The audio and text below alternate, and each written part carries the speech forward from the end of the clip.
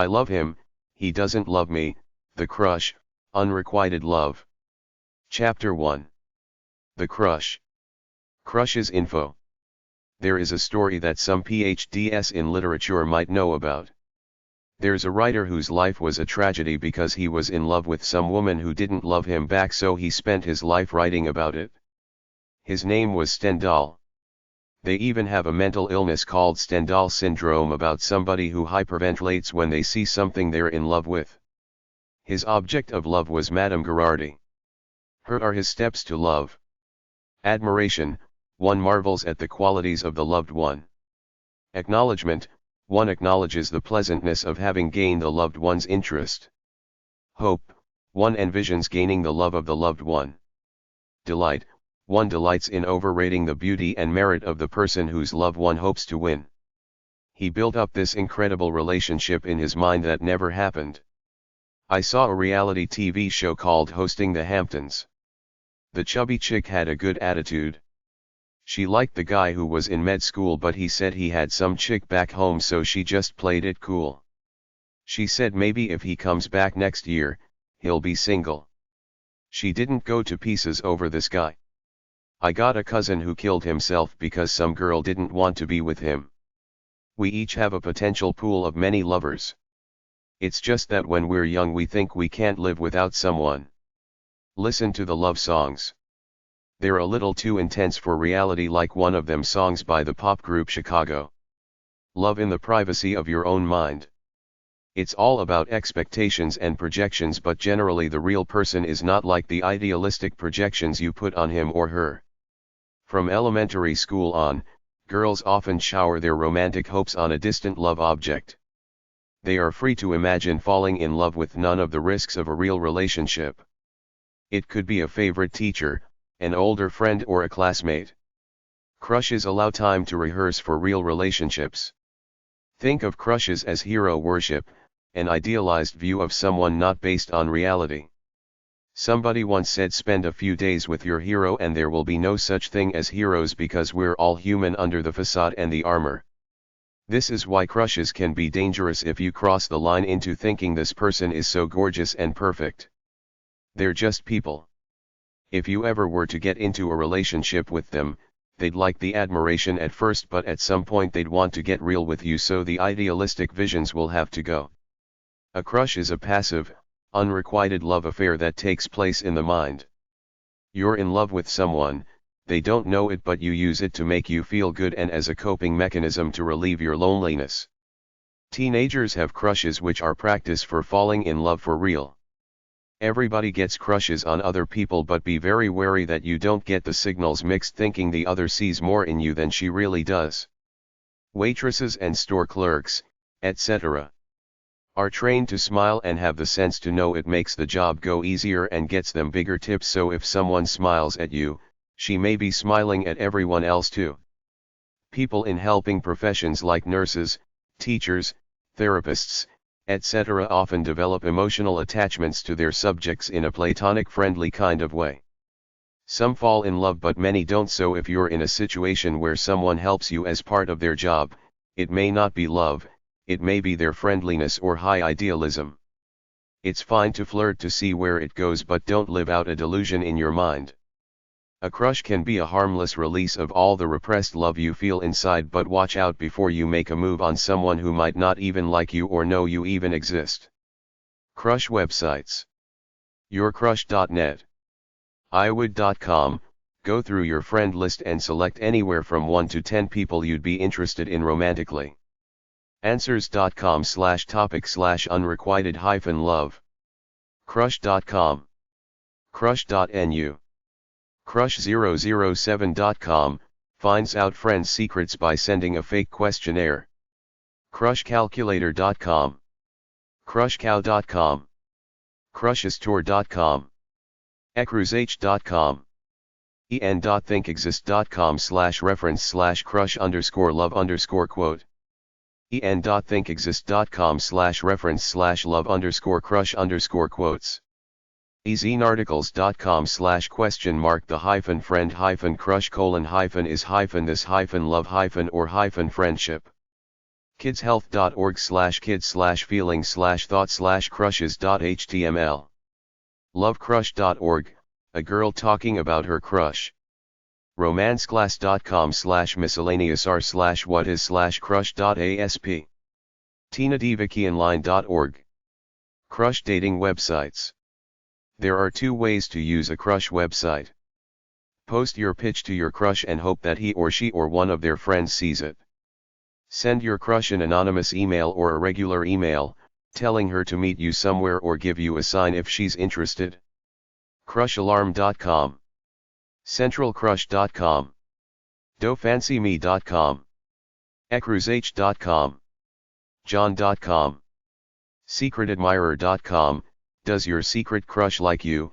Send an anonymous email message. sendacrush.com. Chapter 2. An Infatuation Guide. Infatuation/erotomania/delusion of love. For should I see thee a little moment? Straight is my voice hushed. Yeah, my tongue is broken. And through me, 'neath the flesh, impalpable fire runs tingling. Sappho, ancient Greek writer describing infatuation. Love is a certain inborn suffering derived from the sight of and excessive meditation upon the beauty of the opposite sex, which causes each one to wish above all things the embraces of the other. Andreas Capellanus, 12th century France. Reality is truth, fantasy is disposable. Erotomania is the delusional belief that another person is in love with you. Many stalkers are erotomaniacs. It's a bit more extreme than a crush. Erotomania, aka Clairambert syndrome, after the doctor who first described cases of it, is a delusional fantasy someone has of being loved and/or desired by a celebrity or someone of high social standing, usually a public figure. It's considered a psychotic sexual disorder by the mental health industry. It might be a situation where an employee fantasizes about being in love and loved by his or her boss.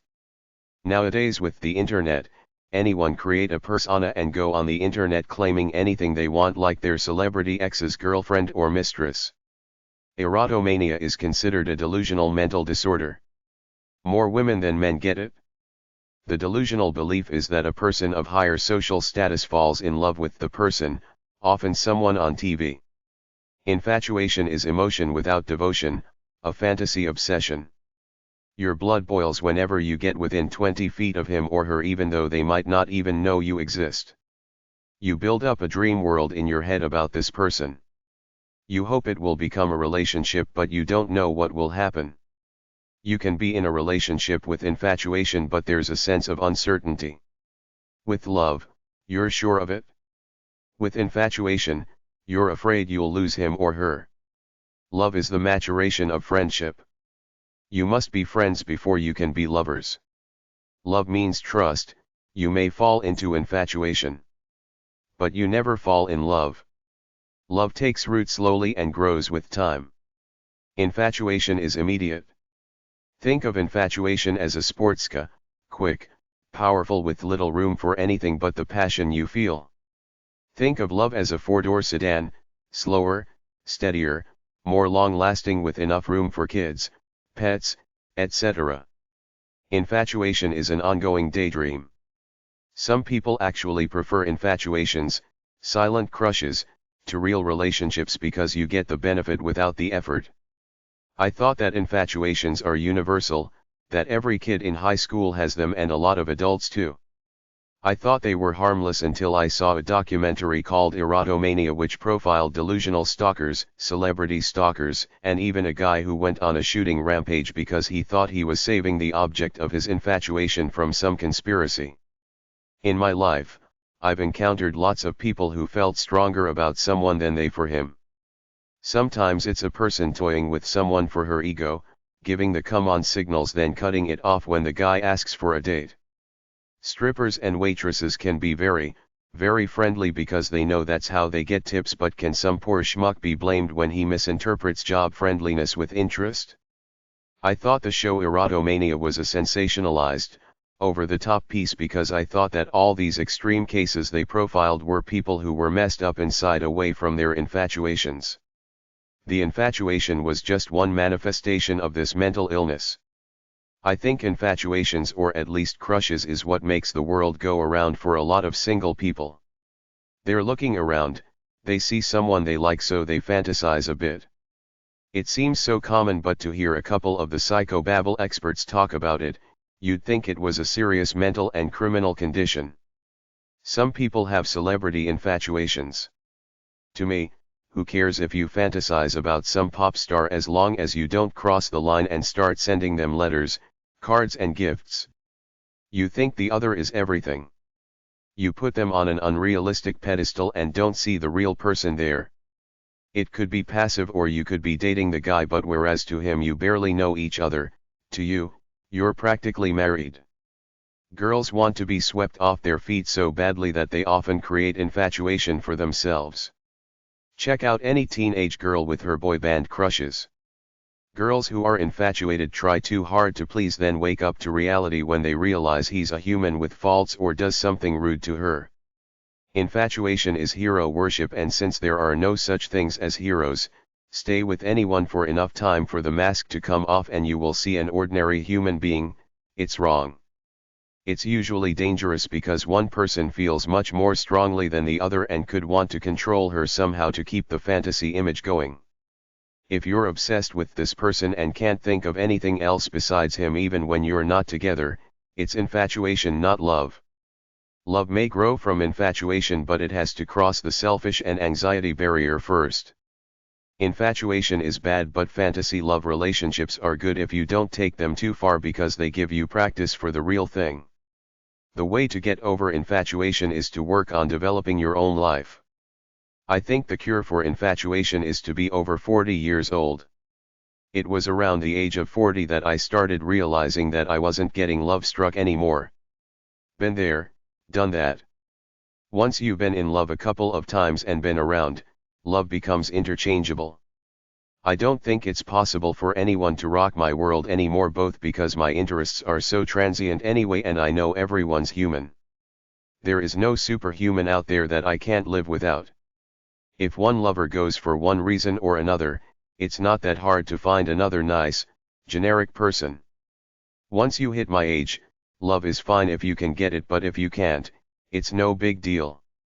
You're happy with your life anyway. A limerence is an obsessive infatuation. Infatuation websites. Answers.com/topic/erotomania. en.mimi.hu/sexuality/infatuation.html. en.wikipedia.org/wiki/erotomania. Links to love.com/is_it_love_2.htm. mymultiplesclerosis.co.uk/stranger-than-fiction/erotomania.html.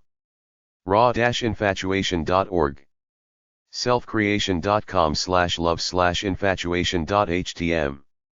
selfgrowth.com/articles/the_erotomaniac_stalker.html. successunlimited.co.uk/related/stalking.htm. vachss.com/help_text/erotomania.html. Chapter 3. An Unrequited Love Guide. Unrequited Love Info. Our imagination projects a fantasy image of perfection onto another person. Unrequited love is a deep, passionate love for someone that is not felt by the other person, therefore not returned, shared, or reciprocated. It usually happens in young people because older people realize there is more than one possible love in life, so they don't take it so hard thinking that this one person is it for them. Unrequited love is not the same as a crush, which is passive love. With a crush, the other person may not know you exist, or if they do, they don't know you're in love with them. With unrequited love, the other person knows you love them, but they don't love you back in the romantic sense. Think of the Thornbirds. Maggie loved the priest, but he never loved her back except for that one brief passionate interlude at the beach. Think of Shakespeare's Othello. Remember that corny old movie Fatal Attraction? Never assume anything in love. Unrequited love is very common. Don't assume that just because you like someone, they like you back.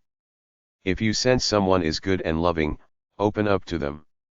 If you sense your lover is being good and loving today, open up to him.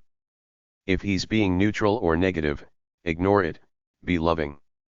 If he doesn't respond after a month of unrequited love on your part, you deserve an explanation.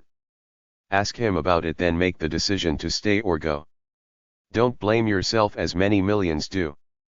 If you give love and get nothing back, don't waste your time. Go. You could say that romantic love is a mental illness to start out with, then add rejection to it, and you could get a volatile emotional state of mind. Don't lead other people on. Don't allow yourself to be led on by somebody who flirts with you then acts dismissive when you try to be romantic. Be cool. Your stability is in you. Relationships should not damage it either way. Unrequited love causes the giver to feel pain, suffering, disappointment, jealousy and anger at the loved one's partner, and a sense of frustration. It is rejection. Most of the people say their unrequited love experiences make them feel good because they still get a rush out of their love object even if it's not reciprocated back. There was a famous author from the past whose name escapes me now, but I remembering reading a story about this person, Stendhal, about his unrequited love for a certain girl that doomed his life to one of a tragedy that he never got over because she was it for him and he wasn't cool enough to let it fly off his back, so his life was one great sullen depression, which he wrote about over and over again. Fox once did a TV show about lost loves where they reunited old flames. In one case, the old dude, who was at least 65 years old, wanted to meet a girl he went to high school with. He never dated her but had this vision bound up in his head. She was a pretty young girl in high school, but now she was a generic old woman. There was no beauty or spark there. It was very obvious that his vision was shattered quickly when he saw her in the flesh after 50 years of thinking about her. I've been around long enough to know that everybody is human. Nobody is stunningly beautiful on the inside and outside all the time. You have to work at both. When you're young, love means a lot. It can mean everything. One of my childhood buddies killed himself at the age of 23 or so because the woman he loved went with another man. For people like me at this stage in my life, this is too deep. I might have been a little crazy about love in my 20s, but after you pass 30, you should realize that love is not the be-all, end-all in life. When you're young, love is dreamy and kind of like all or nothing. When you're older, love is just one part of life. If it fails, no big deal. You move on. By then, you know there are thousands to millions of people out there. If you really want love, you'll find someone who likes you for you. As I've said several times, true love is rare.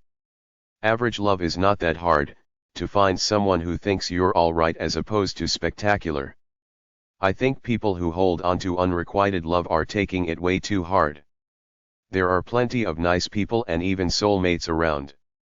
Beyond the obsessive, mentally ill aspect, the act of constantly pursuing someone is not considered healthy in today's world.